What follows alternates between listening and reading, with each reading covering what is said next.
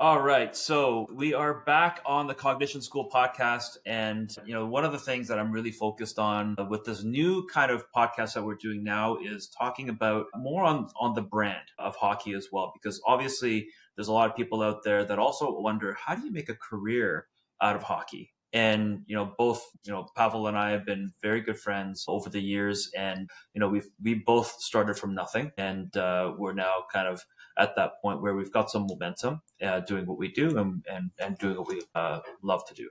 So welcome, Pavel. I know that you and I kind of hang out and chat all the time, but welcome to the Cognition School podcast. I love it, man. Yeah, we're in a professional setting now. This is new territory for our conversation style, so I'm excited. Yeah, before it was just out of my basement, and we had a webcam. Right? So, I love it. Oh, that was awesome. Yeah, I love that. Those are fun days. But yeah, you know what? I wanted to share something with you.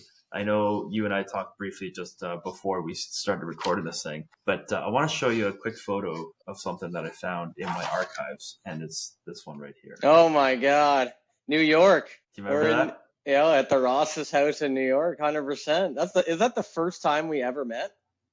That's the first time we ever met. And funny enough, unbelievable. Today's January 22nd. This was actually taken in 2016 of January 16th. So I've literally known you for 9 years. That's crazy. That was the first time we met too, because I remember we had a good old time in that that little rink there. What were you doing in New York at that time? So this was the team over here. This was that team from Japan with Aito. That's right. And so that's you, me, and Bernie. Oh, sorry, no, that's Bernie there, and then Aito there, and then that's Rio and awesome. The younger that's so cool. me. They played together. Yeah, that's right. A young Satoshi.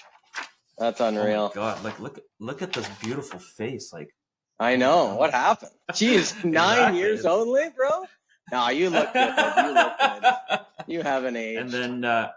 And then we got this one here in the basement that we took with you and Rio. Man. Back when I was taller than him. Those were sweet days. What a kid. Yeah, so funny enough, he's actually sitting right across the desk from me. But I'm gonna chirp him. But yeah, no, I mean we've been. Hey, listen, you know what? We've been through a lot in those 9 years, and I know that you kind of started off like really just with working on your hands and with your skills, and obviously that just took off with a lot of the posts that you were having there. Like, so what was kind of like the first kind of things that you started thinking about as this whole social media, YouTube kind of just started, right? So walk us through like what was going through your head at that time. Yeah, it was weird. Like, not a lot was going through my head as per usual. Like, I was playing Team Canada field hockey at the time, and I needed a part-time job because they really were not paying us well at all. And I worked at a hockey rink to supplement my income to be able to basically have a roof over my head. And in that time, in between lessons, I would shoot some videos for fun. I'd always wanted to do it. It was just out of pure fun. There was zero business intention. There was zero plan to build this into anything. It was just, I loved doing it. I was doing it before anyway, just filming videos for fun, trying new tricks, trying to do tutorials on moves NHL players use, things like that. And right about at that time, Instagram went from only pictures to videos. So I was one of the first creators in the hockey space, putting out some hockey videos and doing moves people might not have seen before. I was unaware of what people had done or hadn't done at that time. There just wasn't a whole lot. And I think it was just great timing. But honestly, at the start, there was zero plan. It was just for the love of it. And then, I'm sure you're just kind of using like a phone or something, right? Like oh, yeah. Yeah, right? Just a Samsung Galaxy S8 on a milk crate. That was the start, first ever video. Yeah, I remember those earlier ones. It was, I think it was like it wasn't a barn, but it was like a little shed or something, right? Yeah, garage, I think. Yeah, exactly. Like we had the family. I lived in a basement suite in Vancouver, and the family was the best. They had let me use their garage. They had a son who played hockey. So we put these synthetic ice tiles in this little garage, and we would just film videos again, just for fun, messing around, doing fun stuff, and yeah, just would document some of it. Yeah, and back then it was probably, I mean, from what I remember back in the day, it was you and Rupke. Like that's all. Those are the only Yeah, two guys I kind of really knew online, right? yeah. He was the only guy I knew. Okay, so we were just talking about the social media. Well, I mean, the platform was still in its early stages. You know, the only people that I knew was like Jeremy Rupke and How to Hockey, right? And he was working out of his barn too at the time, and yeah, so those were like the early days I remember. Yeah, he was the only one doing stuff in the hockey space. And when I got involved, I just wanted to add more to it. I wanted to do it a little bit differently for sure, but I just wanted to add to the hockey presence on social media, which there just wasn't too much of. And Jeremy, man, he's been doing it for, I want to say he's been doing it for like 10 years before I started. That guy is the OG of everything, and he has a lot, he deserves a lot of credit for growing it to what it is today because no one else was doing it. So I was happy to just jump in along and very happy that it gained some traction. Yeah, and then obviously like you had some really good players that came on, and you know you had guys like Aito Oh yeah. and that's how I on the Japanese community side. That's how everybody got to know you as well, right?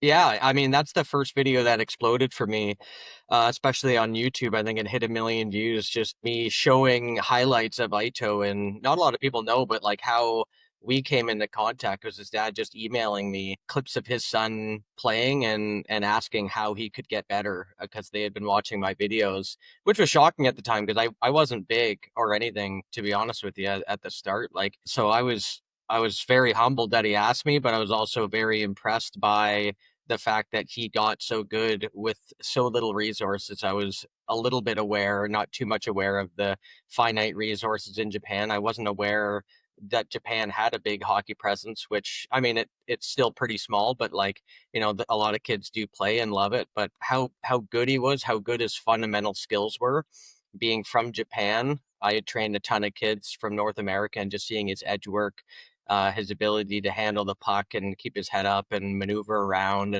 and stuff. It was a thrill to watch, and everyone else agreed. I mean, you watch the highlights of him. Sure, you could talk about the opponents he's playing against, blah blah blah, not as good as North American, but he was in the same boat as them. He had every resource they had, and he found a way to be that much better. And I think the story with Aito is he inspired kids from North America to be better being from Japan, which is unbelievable. The story of Aito is do what you can with what you have, not where did Aito end up. It's, he got very good with very little. So what's your excuse with all these resources? Yeah, no, that's exactly it, and that's what shocked me too, because obviously I'm originally from Japan, and those kids work extremely hard, and all credit to them and the family, because I know the parents put in a lot of effort to help develop and take them around, and I see kids in Japan to this day, and they're carrying their hockey bag on the train, and yeah, they work extremely hard, and they're very technical, right? They like to really break down things and replicate that as much as they can. Yeah, man, it's wild. So when I went to do my first ever hockey camp, I was coming off of probably not having slept for like 22 hours because of the flight. And then I had a lesson at 9 p.m. In Japan time there. And I blew the whistle. All the kids came in a line and bowed to me. And I was like, what? Like no one's shooting a puck after the whistle. I blew the whistle once. You're all being respectful. You're like 7 and 8 years old. It was unbelievable, man. And they are the most welcoming community. I love my time there, but you're totally right. The work ethic is off the charts. The level of focus and the appreciation for what it takes to be technically sound within your skill sets is adopted at a very, very young age over there. And it's pretty cool. Yeah, yeah. I mean, you want to talk about resources. Okay, so I'll give you an example of what I saw in Japan. So there was a full-size rink. I think half of it, so imagine from the red line to the back wall was for figure skating, right? Mhm. Then from the other half, you have the red line to the goal line, and that was used for public skating. The space between the goal line and that back wall, so now it's just that little strip in the back is where the hockey team practices. Jeez. That's right? And then unbelievable. they're just doing these cone drills Yeah. back and forth in that little strip. And I remember seeing that for the first time. I was like, oh my God. Yeah, it's crazy. Yeah, like I had seen like the same thing. They were saying like 3 hockey teams, 60 kids total on the ice, splitting the ice into threes, using every sliver of ice they could really use Hmm.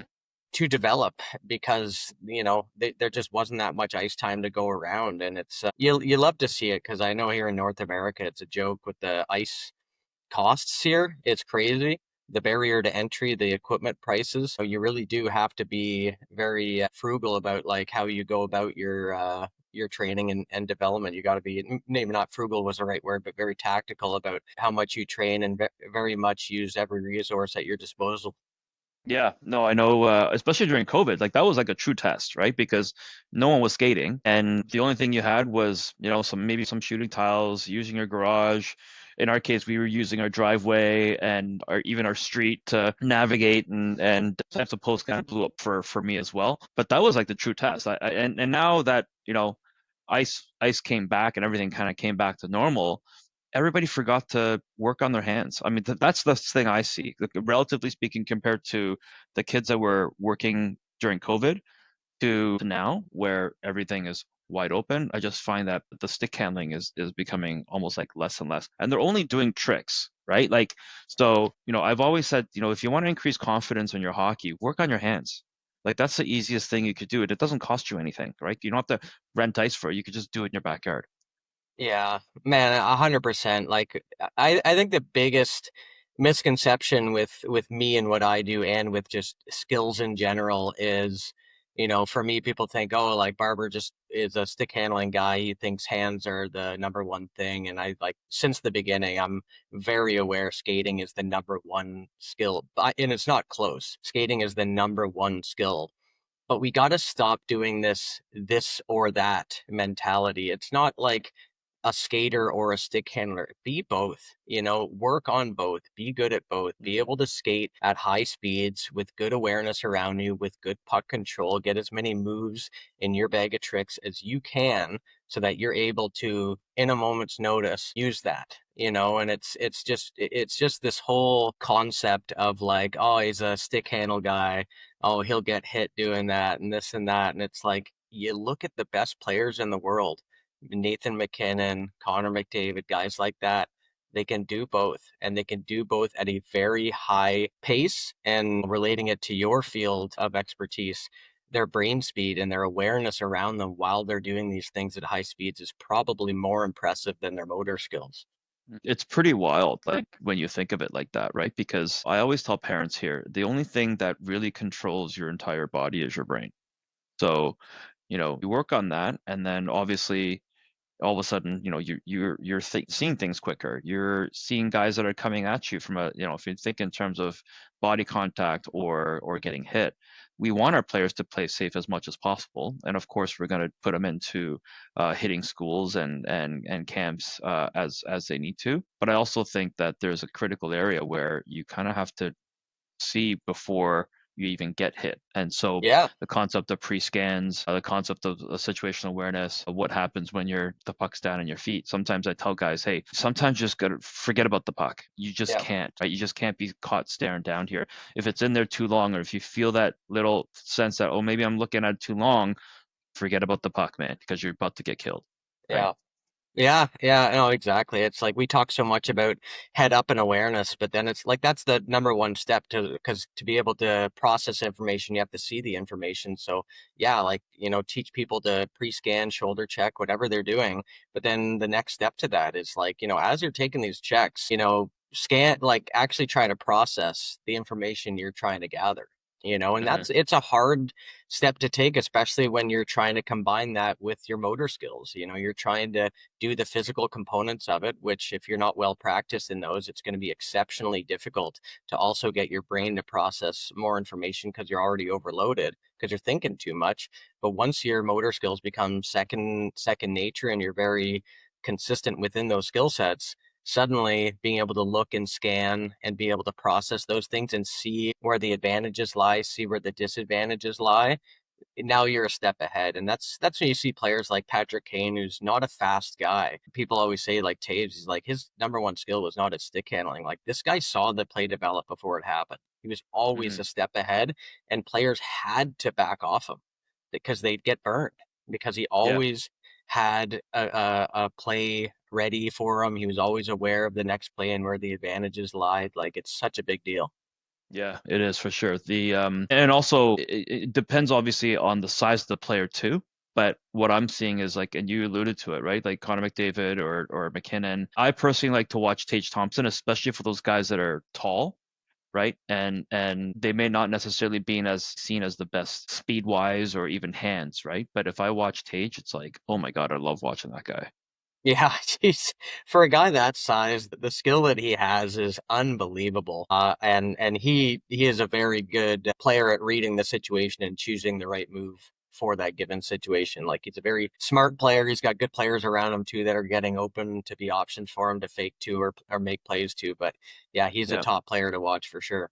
And did you see? And the stick is like that up here, right? Oh, it's Like crazy.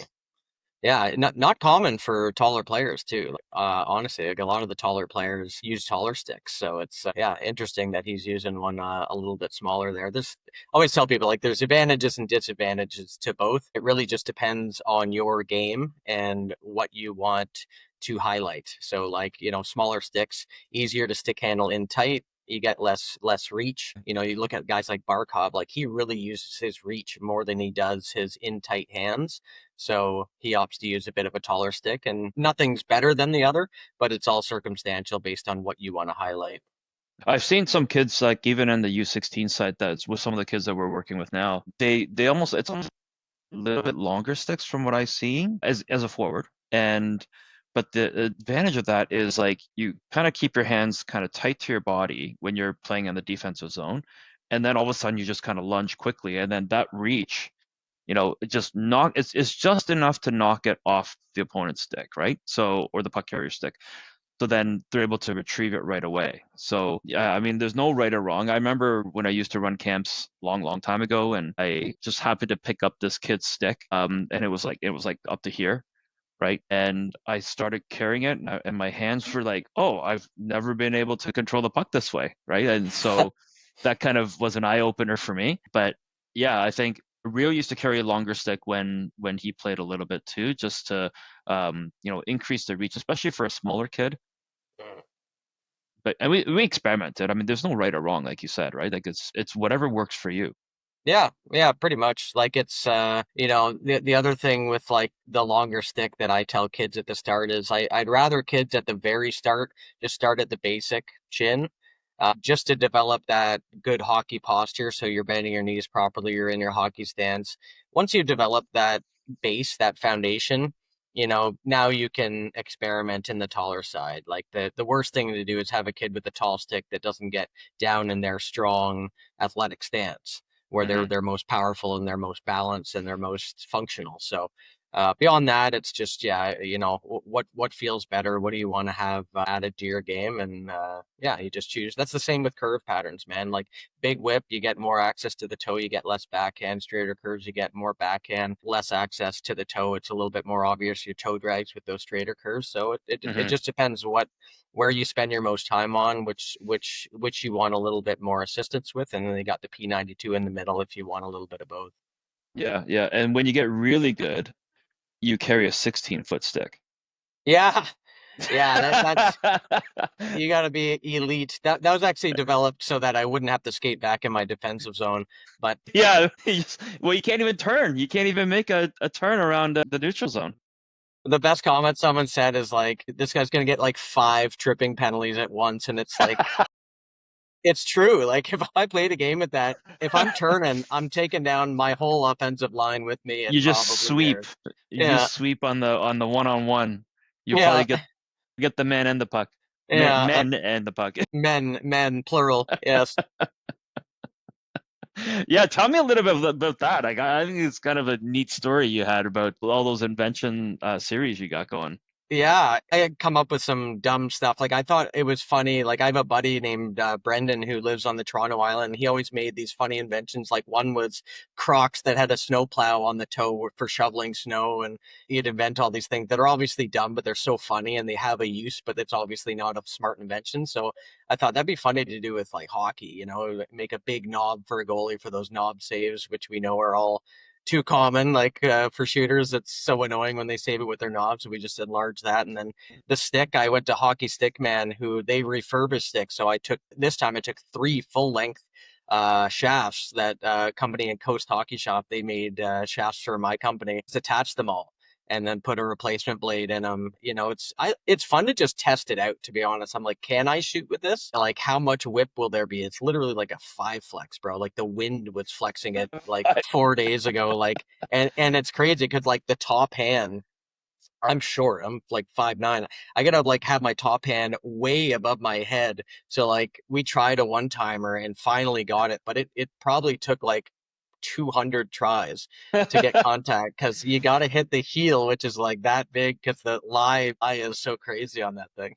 How do you even transport that thing? Is it In like, my yeah, I just put it in my Hyundai Elantra coupe, which is not a big car. I put the seat down, I put it right up to the dash, closed the door with a bungee, and then I put a little red hockey sock on the end to warn players or warn cars oh behind me. wait, so you can't take it apart? No, no, it's just one It's like piece. one piece. Crap, It's I didn't one even know piece, that. bro. Yeah, so like that company, Hockey Stick Man, like they'll take a broken stick and they refurbish it. So they take the broken part, they do, I don't know the mechanism in which they do it. I've used their sticks, they work well. I haven't broken my long stick, which is insane, the amount I've shot with it. But yeah, they just put it together, you can't take it apart. Wow, okay, I didn't know that because Yeah. that would kind of limit you to where you can take this thing. Yeah, and there in Mississauga, I had to drive all the way home with that sticking out like a full stick length out of my back of my car. But hey, we got it home. You must have gotten some really funny looks on the way home. Oh yeah. Man, we walked with it to Withrow Park, which is like I want to say it's like a 5 minute walk from my house, and the amount of kids that are just like, what the like actually like just seeing me walk with this like 16-foot pole in the to the hockey rink like it's normal. It's a funny sight for sure. There's got to be I'm sure. Have you reached out to like the Guinness World Records folks I on have that? not. I all I hear with the Guinness World Records is it's like you have to do a bunch of paperwork, and I'm like, ah, screw that. But I should Yeah. reach out to see what the longest. I know like there's a way way longer stick, but it's not like you can't use it. It's just like a Yeah, right, showcase. right. You So just got to create your own category, right? You just got to yeah, go. It's a usable stick. You usable. used in one game, Yeah, exactly. I should give it to an NHL player to use in one shift and then one shift. Yeah, get it yeah, in there. Barkov would yeah. be nasty with it actually. You know what? He'd be good. He'd be good. He's got. Yeah, he's so good. He's so good. We could talk about that all day. Okay, so let's talk a little bit about like kind of like that moment where from a social media point of view. I know you were doing a lot of your stick handling and instructional things. At what point did you kind of go, you know what? I could probably make a living doing something out of this, especially the online piece. Yeah, that probably took, I want to say, I think I started in 2014-ish, 20 like doing the actual training, like making a living out of it probably 2017 when it was just the only thing I did. Now that's I retired from field hockey in 2016. So I wasn't going all in because I couldn't. I was like 5 days a week in the on the field and two days a week in the weight room. But like it was definitely probably like 3 years of pretty consistent training and doing camps to actually be like, oh, I can live off this. And that was before social media came around to supplement my income, which is very nice because now I don't have to travel as much. I used to be on the road like 6, sometimes 7 months a year, like doing these Yeah, camps, man. I I remember. just was not home. I loved it. I love traveling, but it's totally not sustainable. It's hard to build a life for yourself too. And like, I love getting in the gym and getting in a routine and the friendships, relationships I have and stuff like that. It's hard to do that when you're on the road so much. It really takes a toll on those. So I knew I had to dial it back a little bit, and social media has allowed me to do that. So like, I'm very grateful for like anyone who watches my videos and helps me maintain that online presence. Like I'm very grateful for that, because it really does allow me a little bit more free time and less traveling on the road. And I love the travel because it's now that I don't have to do it as much, it's less of a grind. Get to meet kids who are excited to train and get better. I love doing it. I don't have to do it anymore. I could just do social media stuff, but I do it every summer because, as you know, it's the most rewarding feeling ever to make a kid better, to get on the ice and just help them develop and train. It's such a great feeling to go home to after. And yeah, just knowing you're helping hockey go forward is a great feeling. Yeah, and that's the one thing that, some people have a tough time kind of understanding, right? Because both you and I are probably, we're probably known on the social media side more than we are as a person, right? Yeah. And so people kind of think, okay, well, if Pavel Barber is kind of like this, like in all his posts, what's he like off camera, right? Yeah. And I mean, it's but what I will tell everybody, it's like we're just normal people, Yeah. and we love to engage with people and say hello. And some kid will say, hey, can I take a picture with you? Like, yeah, let's go. Like it's exciting, right? Like, and I tell people, like, if people see me at the rink, or if they see you at the rink, like, just say hello. Like, we're not celebrities by any means, right? Like, we don't have bodyguards around us where they're out to protect us or whatever. We're not like that at all. They realize that when we talk to them and run camps. Like, I think that's the first time you and I actually ran a camp last year together for the first time. And so we get to all kind of talk about our teaching moments and how we teach. And I think it's great. It's all almost like completely like opposite of what some people think of who we are. All right. Yeah. Yeah. Like listen, I hate the whole like status thing, like where people treat people differently based on status. I think it's the dumbest thing. People get in their heads is like, oh, I am of this status, therefore like I associate with this group. And it's like, at the end of the day, like, you love hockey, I love hockey. I may do this for a living and be like well known online. That doesn't change anything to who I am and how I should interact with other people who enjoy what I do. So like I actually get like when people like put me on a pedestal, I hate it. Like I hate when people like look look at me like I'm something bigger than I am. Like, I think I've accomplished a lot and I'm grateful for it, but it's awkward when someone looks at you like you're some like guy who's just like conquered the world and treat you like a god. It's just like I'd rather be treated like a normal guy, have a conversation with me.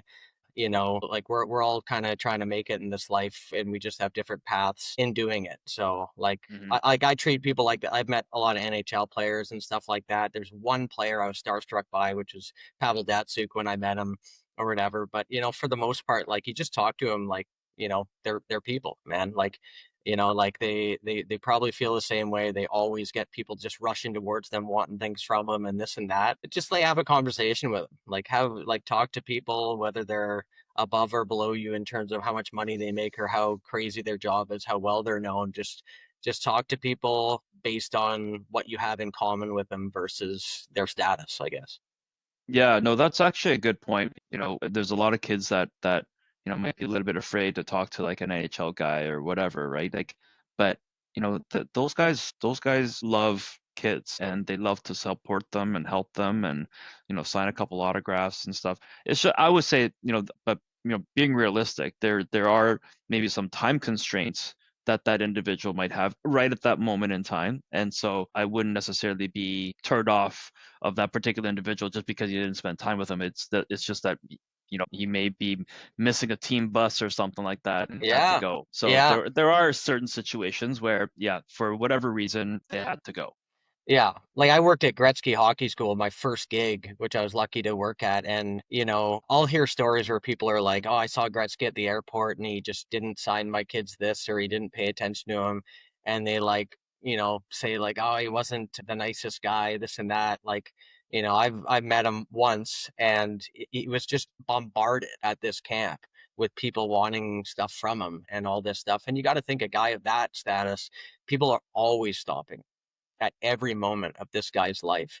And I know no one can put themselves in his exact shoes, but you have to have some understanding for guys like that, where they are constantly stopped, and to the point where like getting groceries and doing basic stuff is very, very difficult. So you have to have some understanding and appreciation for the fact that, hey, like, You know, them saying no isn't them being a jerk to you. You like, it's just them setting a boundary where they need to have a life.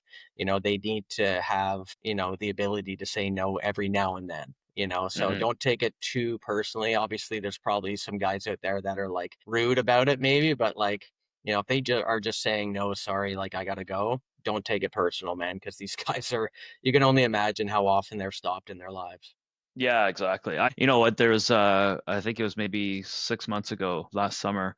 I was having dinner right next to Nazem Kadri when he was here in Toronto, and obviously I knew exactly who he was, right? And I'm literally like right here. We're at the sushi counter. We're like right here, and you know he was with his wife, and you know I know the lives that these guys live, so I just pretended I was not even a hockey guy at Yeah. all. Yeah. But I didn't talk to them at all. Like, I mean, no, so it was Rio and I sitting on this side, and the guys were sitting on the other side of me. And while they were kind of getting their dessert, right at the end of the meal, we started just casually chatting.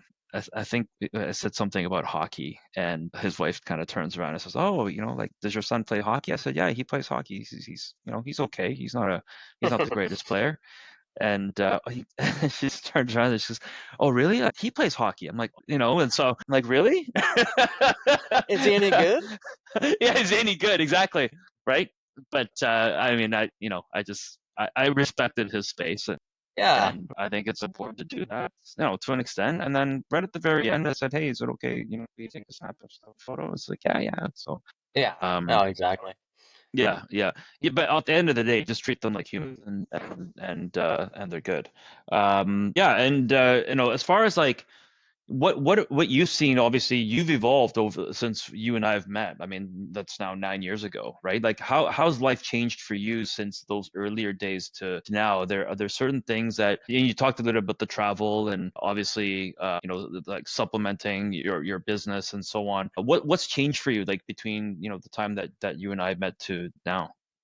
Yeah, I mean, lots. Definitely the social media presence and what I can allocate time-wise to it based on the financials around it. Like, I'm getting a lot more cool opportunities doing stuff with the NHL, cool brands like Canadian Tire, Dr. Pepper, Oreo, like whatever, Lululemon. There's a lot of that going on now where brands are finding that people in our positions as hockey content creators have a certain influence, and if they want to advertise around their campaigns, they can use us to facilitate that. And man, I love doing it. Like I've always been huge into marketing and finding ways to turn something like, oh, we have this going on and we want to advertise this and try to make it an actual watchable ad, something I would like, even though it's an ad. It's a challenge because a lot of the stuff is not the most exciting in terms of like if it's a product like clothes, it's like it's hard to make that exciting and appealing to someone, but I love the challenge of it and I love doing those style of videos. So that's the biggest thing by far that's changed, is just the social media brand deals, things like that. You know, my Hmm. camps are getting bigger and I still do a bunch every summer. Work one-on-one with clients quite a bit in the Toronto area there, not as much as I was able to before, but yeah, just less traveling around the world, still a lot, but a lot of brand deals going on now. What would you say? I mean, you've done like so many things now, right? Like you've done like stuff with EA, I think, as Hmm. well, right? For Yep. NHL, and you've done a lot of, you know, great things with the NHL itself as a league, and I think you're doing some stuff with the All Star side as well. Like, what would you say is like you know, like your top three that really just, you know, just get you really excited about? Like, what's been like the best ones that you've done so far? So number one was anything for hockey, probably because this was Molson Canadian. This was because it was the first ever thing when I was smaller, not a big name by any stretch of the imagination, and it was like a rink only accessible by a helicopter, and it was for a commercial.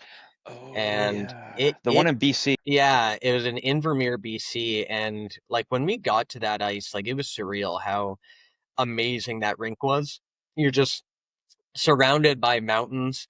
We were with the best people. Like the people they chose for that trip were unbelievable people. We all gelled really well and just had a great time filming. So that'd be number one. They did a rooftop rink as well, Molson Canadian in Toronto. I put that maybe at number two. Like that was sick. Getting up there, I got to bring my brother and sister up there. And then Man, number three, anything the NHL does is awesome. Like, again, we get to meet up with all these great creators and things like that. A lot of cool opportunities going to Four Nations soon. You talked about All-Star, Stadium Series, Heritage Classic, Winter Classic as well, things like that. And then that EA thing maybe tied in that three spot. Like, I was the first guy to do like when they're adding stick handling moves. I lived in Vancouver and the offices are in Burnaby, BC. I was the guy they brought in to add the Datsuk move, the bank off the net move, a couple of other moves I'm forgetting, but it was so cool. Like, you put on the suit, a video game you've always played, and now you like see your moves that you did, or like Datsuk's moves that you get to replicate in the game. And you're like, wow, you're playing the game, you push the button, it does that little pullback, and you're like, oh, I did that. It was really cool.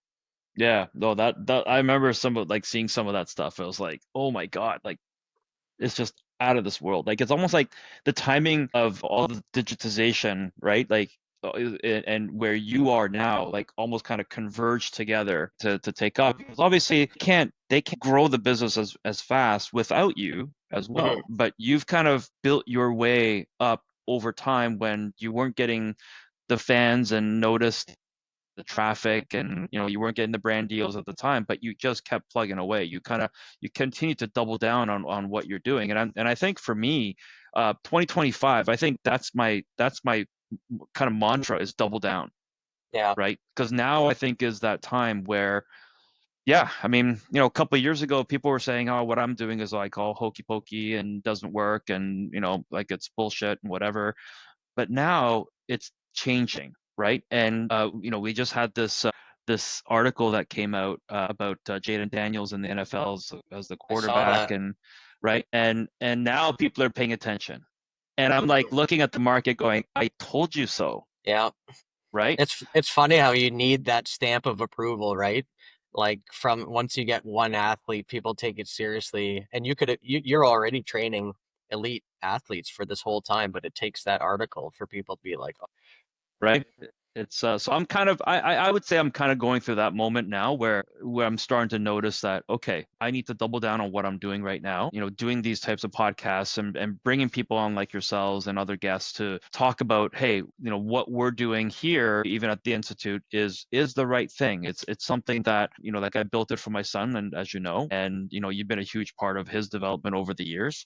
And I think it's one of those things that is not in the Hockey Canada textbook, right, yeah, of coaching. And I had Mike McGinnis yesterday as one of our guests, and he said it himself. He says skating and shooting, passing, I forget what the other fourth was, skill, but he was saying, vision and awareness needs to be included in the development model for Hockey Canada. yeah. Absolutely. Like, it's long overdue having that, because, like, the whole thing with skills development is like, it's the application side of everything. Like, you've seen kids, like, they can do all the skills in practice. They have all the essential skills that would make them a great player, but their application is off. And if your application is off and your skills are there, it's solely because you don't know the situations in which a move is best applied, and or you're not doing a very good job in your development of constantly putting yourself in a scenario that would force you to make a decision, and within that specific situation you're not really processing it all that well. That is the reason a lot of players fall short. It's just their decision making, their ability to gather the information and then process that information. So that doesn't mean don't focus on the skills. You have to get them. You have to be very, very good at them, but you have to supplement them with the cognition side of them, or else the application is just not going to reach its full potential. Yeah, I equate that to driving a car, right? For us as adults, it's like, I always say the most important thing when we're driving a car isn't driving the car. Yeah. Yeah. It's watching everybody Awareness. else drive. Yeah. Yeah, 100%. right. Yeah. So, Yeah. I mean, that's something that I mean, it's hard to equate it to specific sports because obviously, it's not as it's not front and center, right? Like cognitive development is not front and center. That's not the first thing that people think about. And No. obviously, skating and all those skills are important. But then you kind of get to that stage where you're like, okay, situational awareness is one of those areas. Yeah. And whether you call it hockey IQ, whatever, to me, it doesn't matter. It's the fact that you're thinking about the game Yeah. and thinking about how to play the game as opposed to the tactical, what do I need to do here? Yeah. Well, that's the thing, like the toughest thing when you're trying to tell people how important it is you don't have the measurable statistics as ready. Like, of course you do, like with what you do with the things, but when you watch a player on the ice, you can actually visually see their speed. You can visually see how hard their shot is. You can visually see how good their hands are. You cannot measure their brain speed and have a number associated with that very Mm-hmm. easily, right? So Mm-hmm. people have a tough time until they see numbers to be able to measure and really evaluate and analyze how effective your brain is and how that equates to how good of a player you will be. And I've always said that about McDavid, like with how good he is with all the skills that he does. I think people would be far more impressed if you measured his brain speed. If we had all these drills that kind of tested his ability to read a situation, process it, and choose the right information, and reactionary stuff as well on top of that, I think you'd be more impressed with that. And you see that on the ice with his ability to just like, he's already fast, like arguably the fastest player in the game today. But like, you see him see these openings that people don't even see. When he weaved through those 4 New York players and that ridiculous goal, Mm-hmm. Mm-hmm. that he's going with 0 speed, peek over the corner of his eye, darts that way because he knows I have the skills to do this. And there's a little opening there. And Yeah. it's just like I don't know another player who would even try that. He went into like a square of 4 Rangers guys and like, I can get a result here.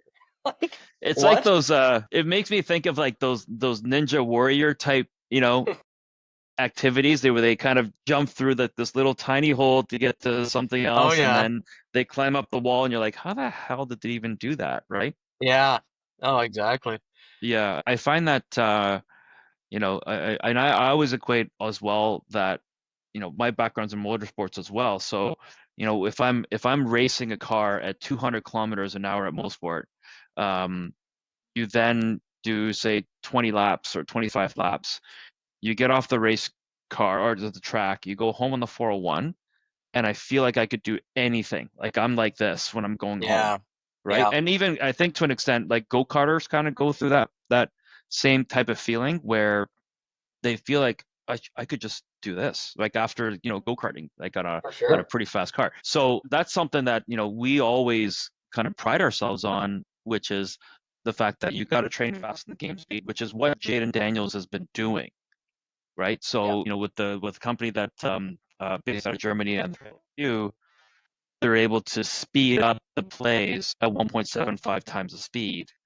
So then when he's at max speed, it feels slower to him Yeah. where those holes are because the play's already happened, right, in his mind. Yeah, I mean that's the whole like, you talk about the book called The Talent Code by Daniel Coyle. He always talks about training at the edge of your ability. This is a guy who made a book where he went to all these talent hotbeds, best mathematicians, musicians, soccer players, and studied to see the patterns in which made them better. And he always talked about the edge of your ability. So you take what you can currently do and process with good consistency and, you being fully there, being able to process it, and you push just outside of that and finding that, he calls it the sweet spot. It's like finding that sweet spot of just on the edge of your abilities is what makes you so much better, because we all know the feeling when you push too far beyond your comfort zone. There's not a lot of retention there because it's just too fast. When you go wrong or right way too far past your sweet spot, you don't retain much of that, because if I asked you how did you get that result, you're like, man, I don't really know. It's a bit too fast. And the same if you're too far on the easy side, you're just going to stay there. So Mm-hmm. it's like, yes, you've got to do stuff where it's like you're going through your basics and you are in your comfort zone and you're getting your foundation under you. But when you train, you're trying to push yourself further. You got to find that sweet spot and you got to push outside of it, because we already know we learn more from failure. You have to make failure your friend. You have to make failure a daily routine, a requirement, not something to avoid. You do your best, you fail, and then you process it, and then you go again, you trial and error. And that's kind of the method of training that Daniel Coyle found when he went to all these hotbeds of talent. And it shouldn't surprise us. We all kind of know this at a rudimentary level, that we have to push ourselves to be better, but it's a very specific sweet spot that you want to push yourself to, not just, oh, I need to play with better players. Well, if you don't touch the puck the entire game, sorry to say, you're not getting better, but you do have to be at the right level of challenge. Someone mentioned actually on the whole Connor McDavid thing. It's like, well, I think it was the Power Tech guys, and I think it was great. It's like, okay, well, if you always say that you have to train with better guys, well, who does Connor McDavid train with, Yeah, yeah, right? exactly. Like, who's he gonna use, Yeah. right? No, yeah, So that's a tough spot to be in when you're like the best in the world. Obviously, he could still challenge himself with the best in the world beside him, but it's like, yeah, like he has to find ways through his individual training to be a little bit better. You look at like a guy like Crosby is the greatest example of that, only because he's been around for so long, and you see how good he is at age, what, he 8 now, turning 38 mhm. this year. Like, it's insane that he's able to maintain this level of skill, but it's because he knows individually in all these small areas, puck protection, zone entry, face-offs, 2-on-1s, all this stuff. He's like, I can be better. I can be a little bit better. If you look at him like warm up and stuff, he does the same old routine, the same everything, but this guy in the off season is just pushing a little bit beyond that comfort zone every time. He's not trying to add skills to his skill set at this point in his career necessarily. He's trying to be just a little bit better, a little bit more refined, process a little bit better. And you're seeing the results, at age 37, turning 38. It's crazy. Yeah, we see that quite a bit now, where now they're playing for longevity, right? They're trying to make sure they can stay in the game, because obviously they can't get any faster, right? At 38 or 39, so they need something else. And again, it's not to replace anything; it's to say, well, maybe I need to maybe double down on this particular area now because I'm not as fast anymore, or I'm not Yeah, as agile anymore. But I've been in this league long enough now to know, okay, this guy's probably going to do this type of move. Now, obviously, you have some young guns that are coming up that are just incredible, right? Like you got Celebrini, you got you know Hudson. Um, it's magical watching those guys. Like, and you only just when you think it can't get any better, these guys come in and do something like that. So I think if you're kind of in that middle ground of the within the NHL, like you kind of have to go, okay, well, I'm getting older. I'm racing against time. So what do I need to add to yeah, then stay in the league, yeah. right? Because That's the the thing. guys at the bottom are charging up like crazy right now. Yeah, like I always use the examples of like Teemu Selanne and Jagger, like how they were able to extend their career given that they were, of course, slowing down, and how good they were later in their career. Like Selanne scored 40 well late in his career, being far slower than he was. Like, he was deadly fast. I don't think people understand how fast this guy was, Hmm. because he slowed the game down a lot too, because he could. But he was in. That's why they call him the Finnish Flash. But he found ways to be better at slower speeds, and he was obviously building his skill set around the fact that, hey, I'm getting slower. I need to be better in these areas. Jagger would like skate backwards over the blue line, like to gain the zone, which shockingly in one of my videos, people don't understand what offside is, by the way. It's like, if you have possession of the puck, you can skate backwards, that you can cross your feet before the puck. Like, Right, people right. don't understand offside, but yeah, interesting. Like, it was just always funny to see Jagger like stick his big butt in people's faces because no one could move him, and you could tell it's like, he didn't do that earlier on in his career, but as he got older, his speed went down. He needed to get crafty, and that's how he had such a long career. Yeah, yeah. I mean, we see that almost in any sport, right? It's not Yeah. just hockey. Like there's, whether you play baseball or basketball, like there's something else at play that you have to focus on and say, hey, I can't get any faster. How do I stay in this league? Yeah. Oh, exactly. Like a big thing too is just like body maintenance, right? It's like I think you Yeah. look at like a guy like LeBron James spends like $1 million on body maintenance, but the older you get, I'm 35 now. It's like, yeah, you feel things a lot more. Your recovery is longer, so your ability to maintain your body, to be flexible and be able to bounce back from everything and all that is such a key because that's obviously the engine that moves everything. Yeah. Who's kind of like your kind of favorite guy that's coming up the ranks right now in the NHL? Elaine Hudson for sure. Like I say that because my dad and brother are big Habs fans, so I watch quite a bit of Habs games as a result. But just seeing his movement and his awareness on the blue line, like I was a huge fan of like Makar and Hughes when they came in as well. Heiskanen, who doesn't get nearly enough credit for how good that guy is. But these guys just changing the game for what it means to be a defenseman and just being able to possess along the blue line, be able to gain the blue line like Lane Hudson does that with ease, being able to hold on to that puck for that extra second so people can get open and getting someone to overcommit so they can open up space to make that extra play. You're seeing it on the power play now that they have Line as like an Ovechkin guy in that Yeah, I 1T know. slot.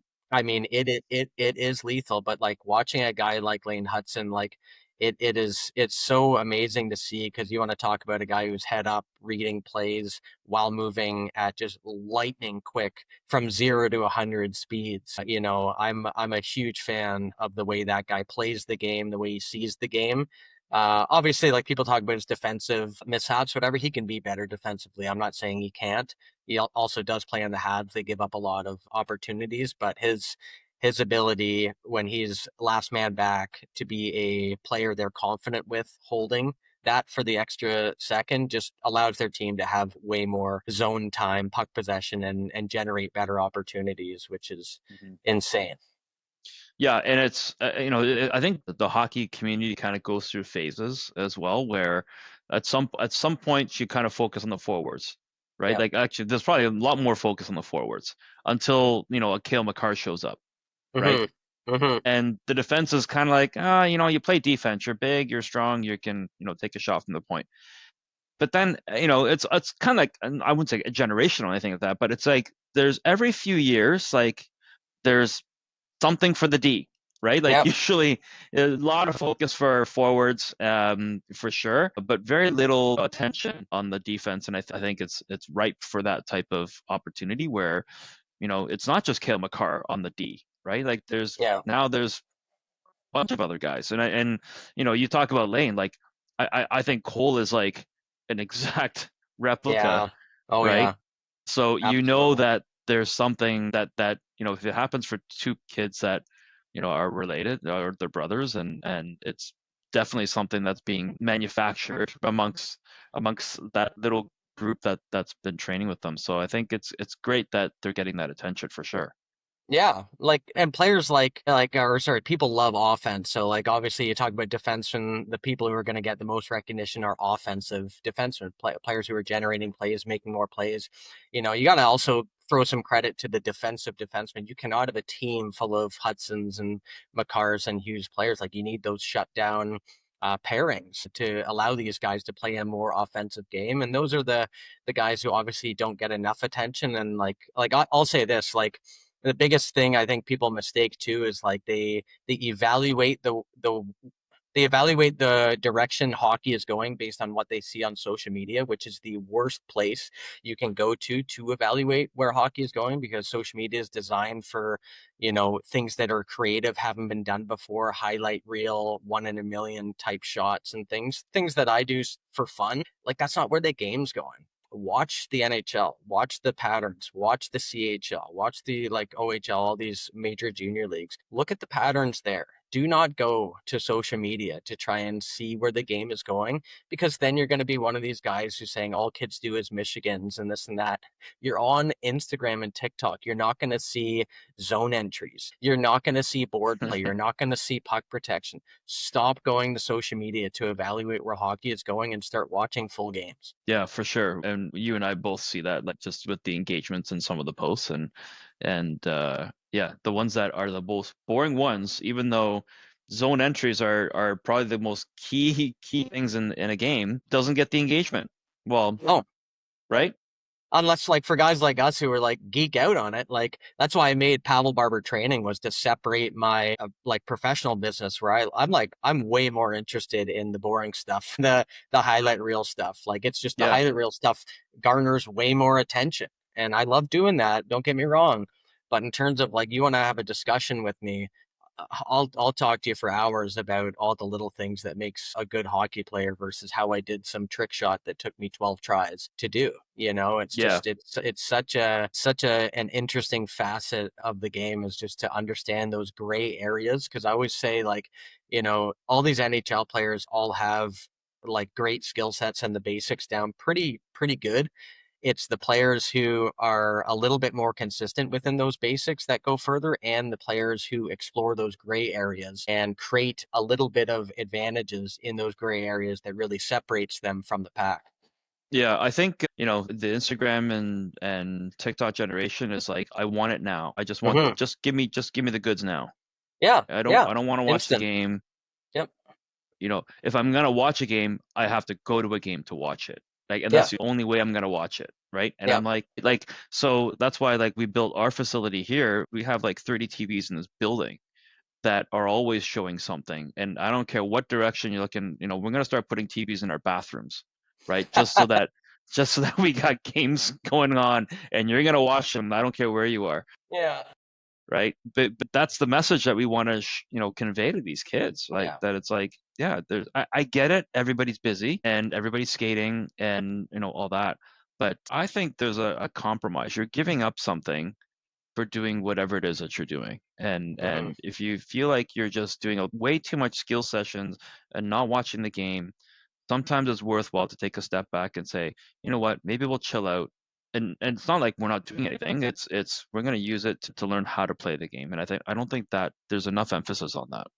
No, not at all. Like that's the biggest cue I give to players when I work one on one with them is, number one, ask who your favorite player is, because they're going to be more excited watching them. Like I was obsessed with Datsuk. I shift by shift would clip it. That's how I started my YouTube. It was called, I think it was like a Datsuk specific channel. But it was like, it's like watch your favorite player and watch the pockets of the ice they spend their time on, watch where they're effective and watch where they're ineffective, and try and learn from it. If you want to, like, I see a player like Draisaitl. I knew he was a Datsuk fan before he actually went on the record, because you can see in his playing style that he very much models a good part of his game after Datsuk, from his blade, how it looks, to how he skates, to the areas of the ice that he covers. Like, now he's not as defensively brilliant as Datsuk was, because that's unattainable, but he's also got way more offensive output than Datsuk had. Not that Datsuk didn't have a lot, but it's like you see the players who clearly grew up idolizing certain guys, and you see it in elements of their game, and they take that and then they build a little bit of their own playing style, because you can never 100% model yourself after someone, but you can take bits and pieces of that, learn from it, and apply it to your game for sure. But it like you said, it takes watching the full game, man. Like you cannot just watch Instagram clips of someone and like act like you're actually analyzing their game, because you're, number one, like most people are only looking at like the clips that end up in goals, which is so dumb. Like you Yeah. have to look at, like, just if you talk to any NHL coach, they will tell you number one thing they look for is generating offense. Your ability to, number one, first gain the zone, maintain possession of the puck, get a good one-on-one rate in terms of creating separation and making a play, and getting to those higher quality scoring chance areas. If you're not scoring, you can always work on that. And that was a problem for Lane Hudson early. He was generating all this offense. He couldn't score. He's getting tons of assists though. But it's like, you can work on that. But if you're never getting to the areas, I don't care if you're a sniper and you can score how much you want, you're not getting the opportunities. So it's like Hmm. you got to look at the plays that actually generate high percentage offense. That's what every NHL coach and every scout is looking for first. They're not just looking at you putting the puck in the net. They're looking at your success rate within certain pockets of the ice. Yeah, yeah, and that's a very important point. I remember, there's a particular kid that was here that we were training, and in his age group, he's like at the top, right? He's at the top of his age group, but I have to tell them, I'm like, listen, like you might be good now, but when you get to the next level, meaning, okay, you go from, U16 to the OHL, it's different, Hmm. And so whatever was working for you now might feel easy for you. Yeah, you can, got your 100 points, whatever the case may be. But then at the next level, like, tough. Yeah. So constantly have to be kind of, like you alluded to, you said you have to be at the edge, right? Yeah. And that's also like almost like a self-awareness type of a thing too, and I think that's important, where you want to model after certain types of players. You may not play like that today, but it constantly, you're improving every day to get there, right? Because if I watch clips from Matthews or Hughes, right, when they say you, totally different player, Hmm. kind of go, wait, is this the same Matthews that I knew back then that's playing, here? Because he doesn't look like that now. Like that would never translate to the NHL, like if he Yeah. kept doing that. So just because you think you're good at or at the top now, you jump into that next level, and that could be the East Coast even, right? Yeah. It's hard. It gets really, really hard to move up to that next level. Yeah, I mean that's big two biggest things, time and space shuts down, right? You're forced to make your reads well before you've received the puck, you don't necessarily have to have more moves, but you definitely just have to be able to hold the puck in a place where you're able to make plays quicker. So you're not having to reposition the puck before making passes. That's the biggest thing I teach, like in the stick handling stuff, is like as you're stick handling, you have to be in a functional spot so that when something happens, you're able to make that play quicker. Not all the time. Like if you have to protect the puck and reach out and slide the hands up to protect, that always takes precedence, and that's puck protection is always number one. But other than that, it's just like, you have to be in a position to constantly make a play because, like you said, as you go up in the ranks, time and space shuts down. Players overcommit less, they make better reads, and that's really what we're after when you're developing in this game.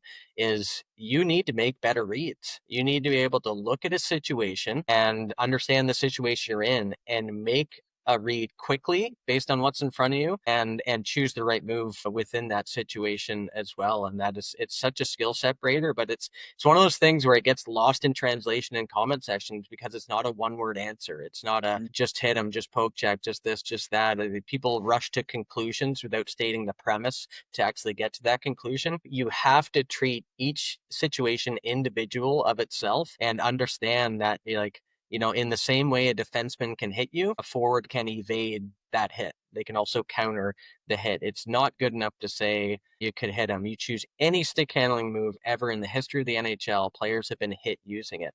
It's not about the move. It's never been about the move. It's about the application of the move. Did you look at the defenseman's momentum? The space between them.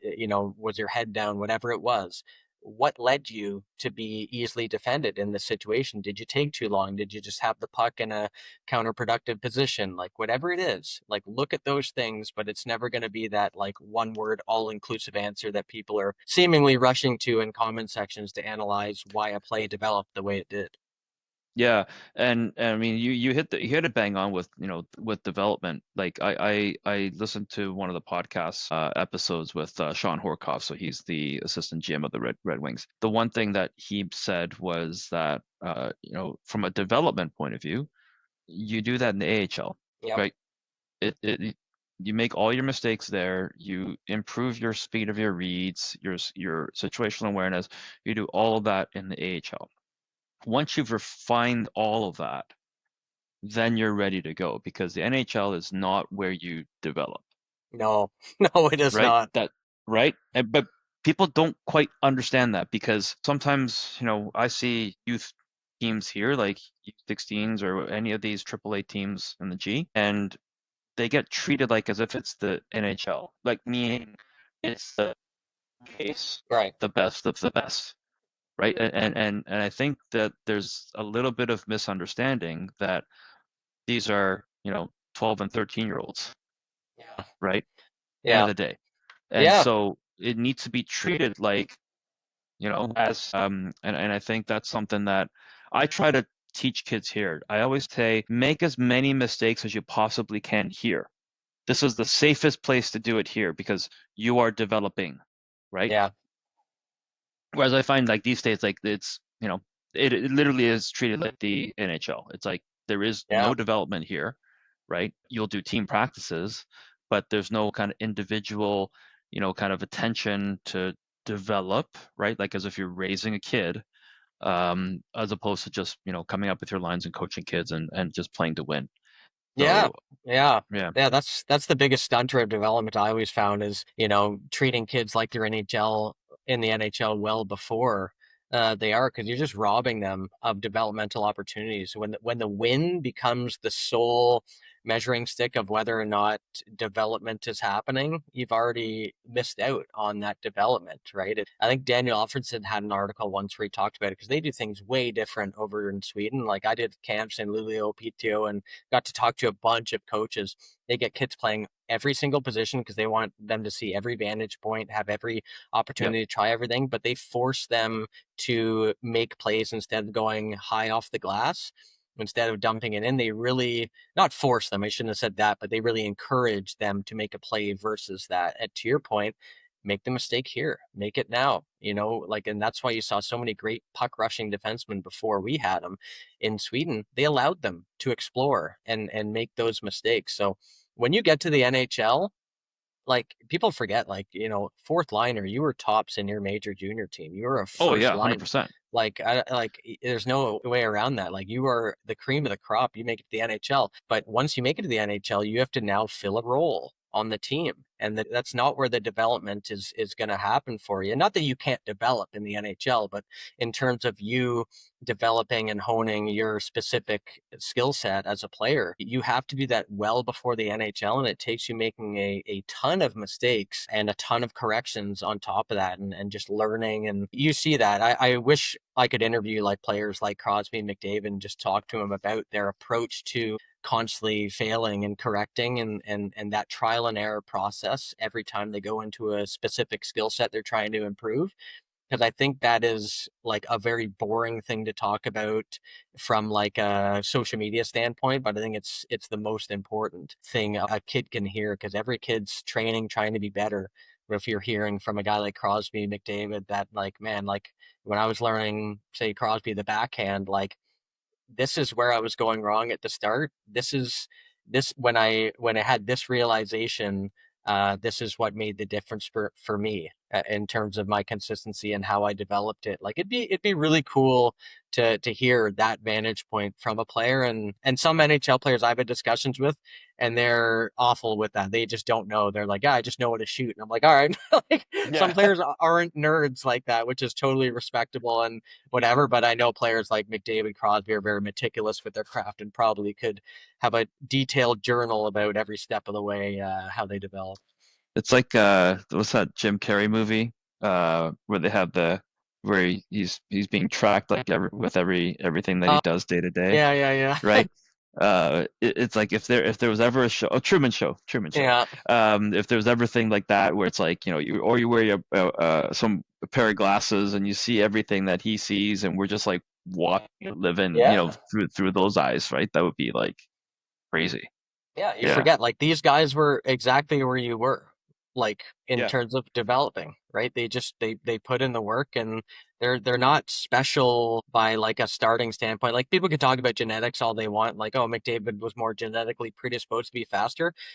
Probably true, but worthless to talk about. You're given what you're given. Try to do the best with it. Don't set up a barrier before you've even started training. Like, don't say, "Oh, I wasn't as genetically gifted as McDavid when I was 10." So, like, you're just stopping yourself from even realizing your potential. So, there's just Yeah. no point in even having those discussions as it relates to how good you're gonna get, because all you're doing is setting up an excuse for you to like take time off or not put in the work at that point. Yeah, it's funny. My mindset has changed, I would say, in the last couple of years of having what we do here, where yeah, I was probably in that group of people where we would say, you know what, 99% of the kids are not going to make it, right? Mhm, And yeah, like none of these kids that are here is not going to make it. mhm, To now, I go, yeah, but who's somebody in that 1% has to make it? Who's that going to be?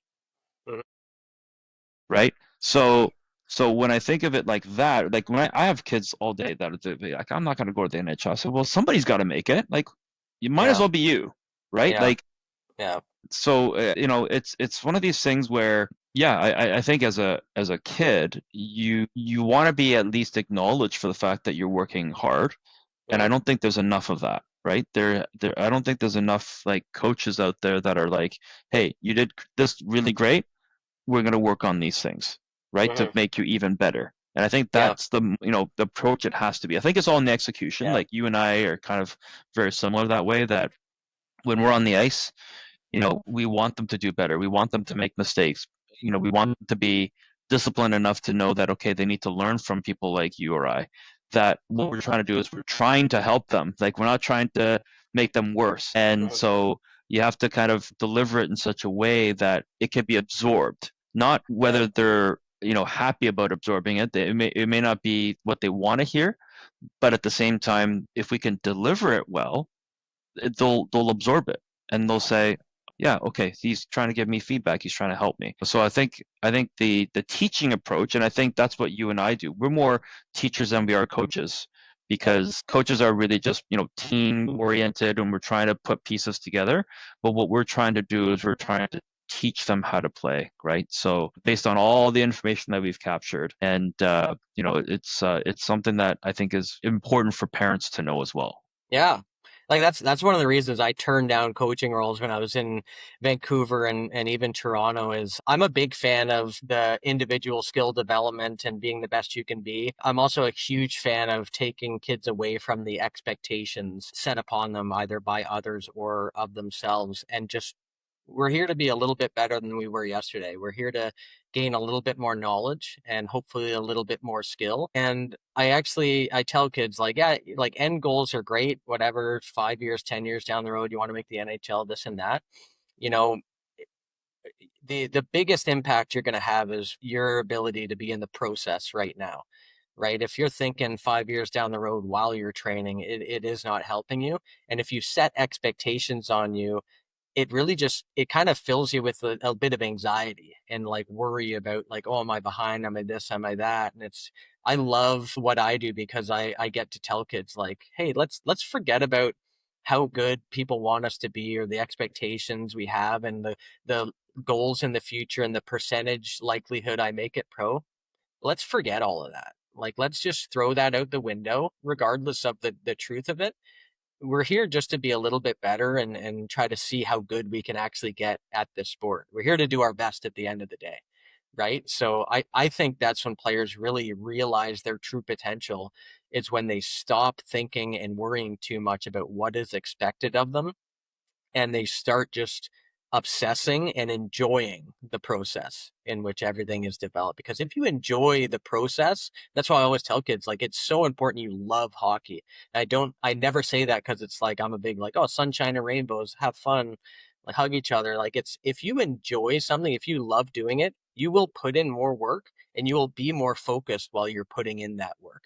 Like you won't have to have mom and dad telling you to shoot pucks at a dryer or whatever Crosby did and all this other stuff. You will do it out of pure enjoyment and love for the process of improving in your field. And I think that's the goal at the end of the day as a parent, as a coach, facilitate, give them the opportunities to get better, allow them to like set up an environment to allow them to love what they do and want to come back every day and enjoy it because it is a marathon. It is not a sprint. Like Mhm. it takes a lot of hours. And if you are not enjoying what you do, you will burn out or your sessions will not be that productive because your focus levels will dip after a while. Yeah, that's huge, because I don't think people quite understand the demands of a player, especially in season, right? Yeah. And it's insane. Like, I mean, the schedules are at the NHL level is Oh crazy. yeah. Yeah. Like, I mean, you have to be at the rink by a certain time. you have to do these types of workouts, you have to go and do, film review, you got to do, some team stuff, you have to do then on ice things, then you get off the ice, then you have to go and get your treatments done because obviously your body is like breaking down. Then you got to do your, post skate workouts, and then you got a couple hours to nap before a game, and then you got to be back by a certain time for your pregame, and then you skate, and then and you do this like every day. Yeah, it consumes And your life. yeah, like for me, like I have a whole new level of respect for a lot of these players because of that. And I could see like it's a job. It literally is a job. And there's plenty of people in this world that hate their job. Mhm. Right? Yep. Like, Yep. and it's not only hockey players, right? So like you said, when you say to enjoy the process, like you and I wake up every day, and it doesn't feel like work, right? Like we work, but it doesn't feel like work, right? Yeah. Like it's like we're talking like we're friends, and we're running camps, and we're doing all sorts of stuff, and yeah, we're just enjoying the process. Because every day that I come into this office, like it doesn't matter what time I come in or what time I stay till, right? Like I'm here, sometimes until 2:30 in the morning, but I'm here because for everything that I put in, I get something out. Yeah. And just enjoying that process of like, hey, like it sucks to people. Some people go like, Satoshi, like I don't know how you do it. You leave the office at 2:30 in the morning, you're back by 9 a.m. and you do this 7 days a week. I said, well, it doesn't feel like work. Hmm. Yeah, that's the key, man. Like you're able to go more and be more productive when you enjoy something and when you have an actual purpose out of it, right? Like I think that's like, to get too deep and philosophical here, but like no one knows what the meaning of life is and whatever it is, but we all know when we're purposeful about something, it's a an unbeatable feeling when you are striving constantly and slowly building every day towards a goal that you're passionate about. That's when you see people always say, like, it was never about the reward at the end. The rewards are great. Like when you win a Stanley Cup, let's choose the biggest reward you can think of as a hockey player. The reward is great. When they talk about that Stanley Cup, they're not going to talk about like just the feeling lifting it. They will talk about the 6 a.m. practices when they were 10 years old. They'll talk about grinding on the road. The process in which they got to the point they're getting to are the stories they're going to tell. And that it really is everything, man. Like every NHL player can attest to it because every player in the NHL has found a way to, number one, enjoy the process, but also find, like a purpose within it, like a bigger meaning as to why they want to accomplish that goal. And when you see players cry, like winning the Stanley Cup, that's why. Yeah. It's a culmination of their life's efforts and the discipline you had to have, the amount of people telling them, yeah, you're going for the NHL dream. Yeah, good luck, bud. Yeah, you're sure you're going to be a pro player. Like it's a culmination of all of that. I think it's really cool that you see players say, it says like have fun on the knob of their stick or something like that. It's like, yeah, you have to have fun. You have to, and you got to enjoy every second that you're there, because all of a sudden, let's say you take the Stanley Cup example. They had their parade, right? The Florida Panthers had their parade, and I know this because of Stevie Lorenz. The day after the parade, people are getting traded. Yeah, crazy, eh? Right? So that is so crazy. Like I can't even. That's such a weird thing, but yeah, that's the business of being That's the business, a right? professional And hockey player. yeah, so I think, even though it sounds crazy for us, it's like, but other people are kind of at that higher level where they're like, you know what, it's a job, we reset, we gotta go, Mhm. right? Like Tim Grover is like an expert on those types of things, right? It's like he calls it done next. Yeah, Like, it's done, move on, yeah. next, Move on. forget about it, done next, done I next. love that. Yeah, yeah. So I know we could talk for hours on this stuff, but I just have a couple more questions for you. For sure. So kind of like your next step, or the next Pavel Barber, I'd say, right? Like what's kind of next for you? Where do you want Pavel Barber branding to go next?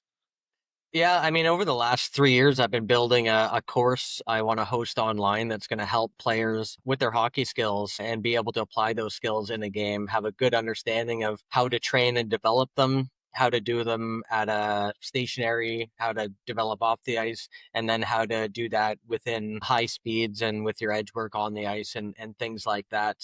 I've been 3 years just filming a whole bunch of content, mic'd up, trying to dissect every little skill that I think is very important. And now it's going to be like editing them, putting them in the right order and packaging them so that, because I always like with my development, everything's in a priority list in terms of what you learn, foundational skills always first, because if your foundation isn't good, there's no point moving on because it's always going to break down based on your shaky foundation. So I'm going to edit that and get that done. But that is the next step is going to be putting that course out. It started out because I had a ton of people asking me to like do some online training and work with their kids and this and that. And I just wanted to reach more people as well. And I love doing it, like the filming of the stuff. And what I see online, there's a lot of stuff like I disagree with, and people can make up their own minds about whatever they see online in terms of courses. But like I base everything I do on like what I see in the NHL, the patterns and how moves are specifically applied in terms of how to be effective and stuff like that. So everything I'm going to be doing in the course, I very much believe in, and I just see a pocket there where I think hockey needs a little bit more explanation around certain things. And yeah, it's been exciting, but that's definitely the next step. That's awesome. When do you think you'll have that ready to go? Probably, I mean, I keep saying a year from now, every year. It's taking so long to film because there's so much I I know, want I to know. I want to It's do. hard. Putting a course together is not easy as people think It it is is. is hard, and it's not a flex. I'm like a perfectionist, and it really holds me back. It's, I got to just do it, and if I make a mistake, I'll fix it later on down the road, and stuff like that. But I'm cautious about not wanting to make too many mistakes because I know I don't want misinformation to spread or anything like that with what I do. But I would say we'd probably have it up and running in like a year and a half ish if I get all the editing done soon. We're pretty much done all the course stuff, so just got to get the edits done and then host it on a site. Nice, nice. Well, looking forward to that. I'm sure we'll talk many more times before that comes out. Oh And yeah, we got to get yeah. you involved in that somehow for Oh, sure, man. absolutely, absolutely. So on that note, with the timelines and stuff, like, and you being a perfectionist. So one of my good friends, he's like a big time Silicon Valley guy, right? Like I remember him just telling me, he's like, Satoshi, you just gotta ship it. Just Yeah, ship it. 1.0, just ship yeah, it. And then if you yeah. have to make amendments or changes, just you can do that, Yeah, right? that dude, So 100%. Like I know I need to do that, and again, it's been holding me back, and like that's for any kids like training in hockey listening to this too. It's like you just got to do it, man. Like make the mistakes, go for it. You stop trying to be perfect with everything you do. Perfect is never going to happen anyway. So yeah, you just gotta send it. yeah, yeah, yeah. Awesome, man. Well, the other thing I wanted to talk about is that our summer camp is now on our website, and it's been launched July 14th to the 18th. So it's 5 days, 14, 15, 16, 17, 18. So it's 5 days. And so we'll have 4 days of on ice, and one day is actually off ice now I here love it. at the institute. And so it's going to be an opportunity to work on other areas to enhance that situational awareness. So I just want to make sure people are aware of that. And yeah, well, I'm sure I'll see you between now and then. Actually, I'll see you next week. But Yeah, um, but yeah, we can certainly talk about that. But yeah, I invite people to subscribe to Pavel Barber and Pavel Barber Training, because I think those are really, really great. Yeah, thanks for joining the Cognition School podcast, and thanks again, Pavel Barber, for joining us, bud. yeah. Thanks for having me, bro. That was a great conversation, and yeah, look forward to seeing you in a week. Yep, awesome, awesome. All right, well, have a good day, guys, and we will talk to you very, very soon. Thanks.